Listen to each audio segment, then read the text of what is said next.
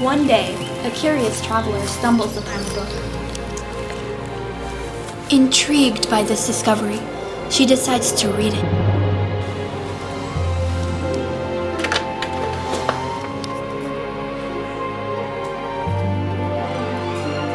However, this book is no ordinary book. It has a special ability to present information about the Civil War and transport the readers to when these events occur.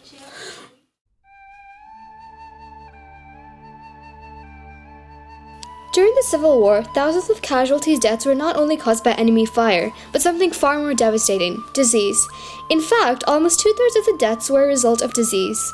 Dysentery, typhoid fever, pneumonia, mumps, measles, and tuberculosis spread through the nooks and crannies of the camp, weakening many soldiers. Americans knew they had to develop efficient, up-to-date methods to combat them. Knowledge about wounds, infections, and diseases were limited during the beginning of the Civil War, which posed obstacles. Horrific treatments, such as treating the injured with mercury, a toxic substance, sparked outrage. There were some who sought out to help and fix this calamity. Jonathan Letterman, the medical director of the Army of the Potomac, brought order and efficiency into the medical service with a regulated ambulance system and evacuation plans for the wounded.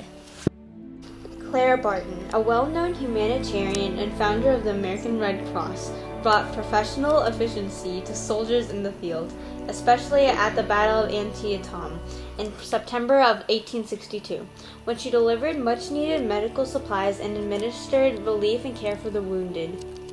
As Surgeon General of the Union Army, William A. Hammond standardized, organized, and designed new hospital layouts and inspection systems, and literally wrote the book on hygiene for the Army. Disease and illness took a heavy toll on soldiers, but as these historic characters show, every effort was made to prevent death caused by human error and ignorance through the development of organized and more advanced practices. But how did these efforts impact our society? Well, during the later years, hospitals had an 8% mortality rate for wounded soldiers. Anesthesia was also readily available for surgeons, which alleviated patients' pain. Doctors and physicians received expert training, unlike before where they had to rely on old techniques. The legacy of these revolutionizing methods spread far and wide. In an otherwise male-dominated society, women nurses were respected in the field of medicine. The invention of the triage influenced modern ambulance systems. Lastly, doctors and surgeons knew more about pathogens and germ-causing diseases. Books were published soon which contributed to the rise of modern treatments.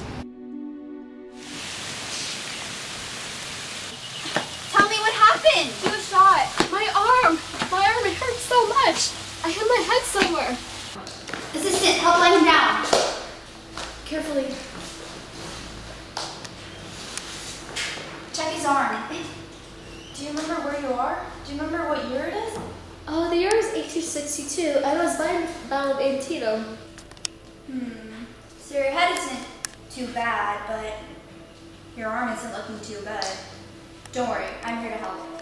Assistant, let's get to work. I'll be back. While amputations help, it can turn complex surgeries into simple ones. It says here that amputations are done by cutting off the limb quickly in a circular cut sawing motion, and that's to keep the patient from dying of shock and pain. The resulting blood loss rarely causes death, and amputations heal by a process called granulation. It's a process where scabs form to protect the wound. Chloroform is fast-acting and non-explosive, and less likely to cause initial failing of limbs, but that's not my taste. And it won't really help even though it's innovative. I'll stick to the medicines the doctors have given me.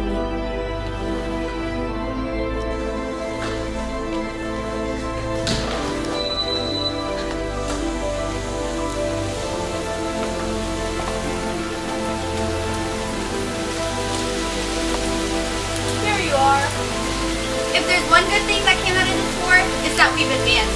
We know so much more about medicine and treatment than we've ever known before. Thank you. You truly are the angel of the battlefield.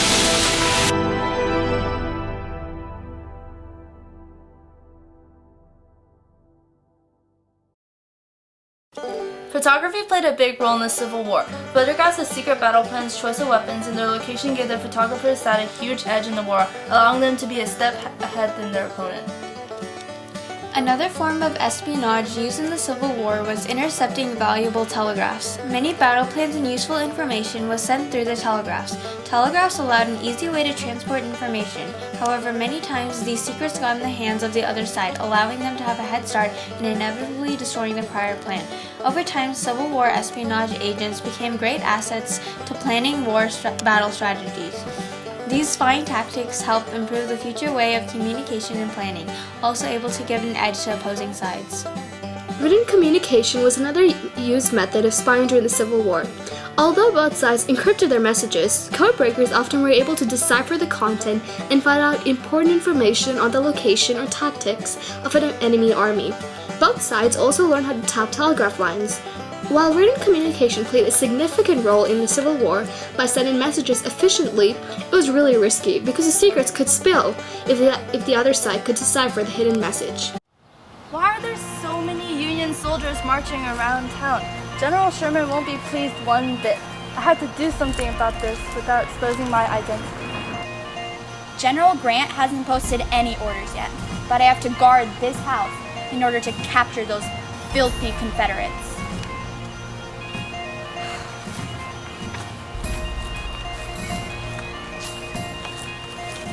I shouldn't expose that I'm a Confederate spy, but I have to somehow obtain the Union Army secret. But how? Yes, I got it!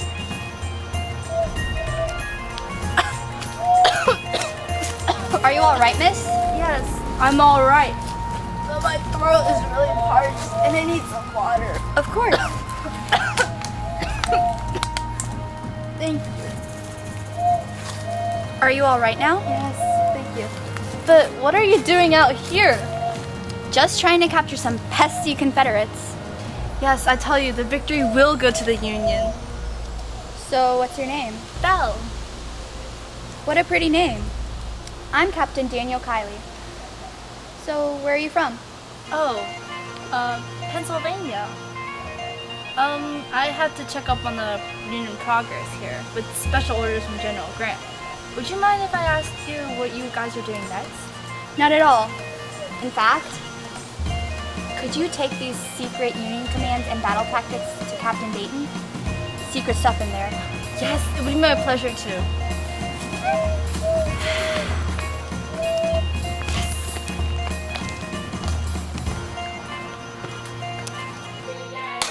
Where's my slave? Eliza! Sorry, miss. Sorry, I'm late. Well, come quickly next time. I'm in a hurry. Here. Give that to General Sherman. Union battle secrets. Go, hurry. Okay, I will.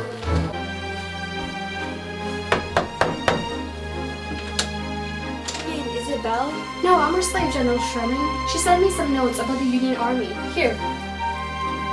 Come in.